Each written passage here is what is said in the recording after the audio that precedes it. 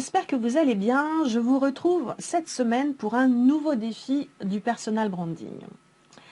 Alors cette semaine, j'ai envie de vous poser une seule et unique question. Qu'est-ce que vous dites après avoir dit bonjour?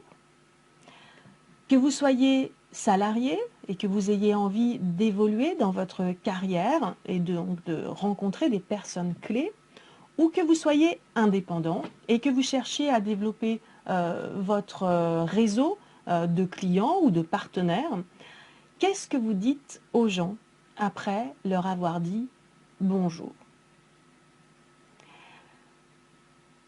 Vous savez que les gens se font une opinion sur vous très rapidement. Il leur faut parfois quelques secondes pour décider si, oui ou non, ils vont vous écouter ou pas. Donc, c'est extrêmement important de savoir quel est l'impact que vous avez sur les gens et de préparer à l'avance la façon dont vous entrez en relation avec eux. Alors, contrairement à ce qu'on pourrait imaginer, ce sont des choses qui s'apprennent. Évidemment que c'est pas facile d'entrer en contact avec les gens, surtout quand c'est pour la première fois, et surtout quand c'est une personne que vous cherchez à joindre depuis longtemps ou qui est une personne, on va dire, importante pour vous. Donc évidemment, vous n'avez pas envie de louper le coche et de passer à côté d'une vraie relation avec cette personne. Donc, c'est très important de vérifier comment vous dites bonjour et surtout de vérifier de quelle manière vous comportez dans le cadre d'une relation interpersonnelle avec une personne que vous ne connaissez pas. Alors, j'ai pas envie de vous parler du pitch, parce qu'un pitch, vous avez des tas de formations, vous cherchez sur Internet, vous trouvez comment préparer un pitch. Il y a des conseils qui sont vraiment pertinents sur la préparation d'un pitch. Moi, ce que j'ai envie de vous dire aujourd'hui dans cette vidéo, c'est de prendre soin de votre non-verbal. Le non-verbal, c'est-à-dire tout ce qui ne sort pas de votre bouche, ou alors tout ce qui n'est pas, tout ce qui n'est pas uniquement à travers les mots que vous prononcez, est extrêmement important, voire plus important que le verbal. Par exemple, est-ce que vous savez que votre verbal, c'est-à-dire les mots que vous prononcez, ont un impact sur votre interlocuteur à raison de 7%? Ça veut dire quoi? Ça veut dire que votre interlocuteur ne va se souvenir de ce que vous dites qu'à une raison de 7%, c'est-à-dire quasiment pas. Donc, quand vous rentrez en contact avec une personne, c'est surtout le vocal, c'est-à-dire la façon dont vous parlez, donc le ton de votre voix, la respiration, la manière dont vous communiquez, mais aussi le non-verbal, c'est-à-dire comment vous regardez les gens dans les yeux, comment vous...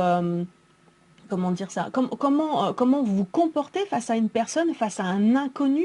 Donc c'est extrêmement important de prendre soin de ça.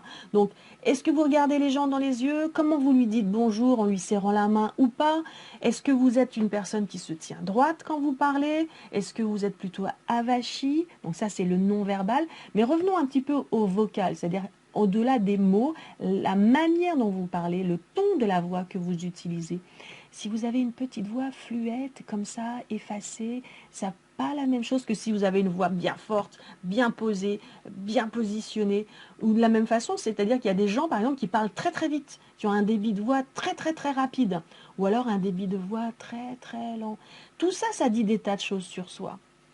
Donc, première étape, vous allez regarder ce que vous faites. Vous allez vous observer sur la manière dont vous dites bonjour. Pas seulement à travers les mots, mais votre apparence et votre manière de vous comporter face aux gens. Et ensuite, vous allez réfléchir à la meilleure façon de communiquer vis-à-vis d'une personne que vous rencontrez pour la première fois après lui avoir dit bonjour. Donc, en prenant soin à la fois des mots que vous allez prononcer, donc votre pitch, votre présentation. Des fois, on n'a pas besoin, on peut prendre le temps de parler avec une personne, mais quoi qu'il en soit, c'est le début qui est important. Donc, votre présentation, votre manière d'être, la façon dont vous regardez la personne ou pas dans les yeux, la façon dont vous êtes peut-être fuyante ou pas. On a le droit d'être timide, surtout quand on est face à une personne voilà, qu'on voulait contacter depuis un certain temps. On a le droit d'être timide, on a le droit d'être gêné. Mais ça n'a rien à voir. C'est-à-dire, être gêné, c'est une possibilité et bien souvent, les gens sont assez généreux pour passer au-delà de votre gêne, surtout si vous créez un autre impact. Donc, par exemple, regardez la personne dans les yeux ou par exemple aussi, une autre idée aussi, c'est la respiration. C'est-à-dire que si vous calez à la manière dont la personne respire, ça crée une harmonie, ça crée une osmose et du coup, la personne vous écoutera plus facilement. Je vous donne par exemple un exemple. Je vous donne par exemple un exemple. Je vous donne un exemple.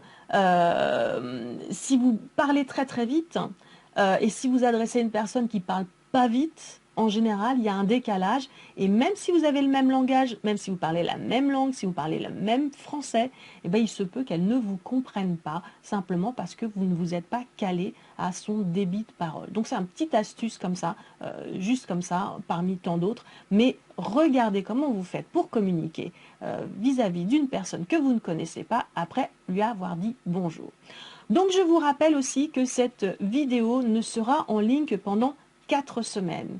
Et je vous dis pourquoi, tout simplement parce que si vous êtes tombé sur cette vidéo, ça veut dire que vous avez besoin de travailler sur votre communication personnelle et vous en avez besoin maintenant. Vous n'êtes pas tombé sur cette vidéo par hasard. Donc moi, ce que je voudrais, c'est que vous preniez un carnet, que vous posiez de bonnes questions et que vous commenciez à plancher sur ma manière de communiquer, qu'est-ce qu'il faut que je transforme et qu'est-ce que vous allez améliorer. Donc, prenez le temps tout de suite maintenant de vous mettre en action et de réfléchir à ce que vous dites après avoir dit bonjour. Quant à moi, je vous retrouve la semaine prochaine dans une prochaine vidéo et je vous dis à bientôt.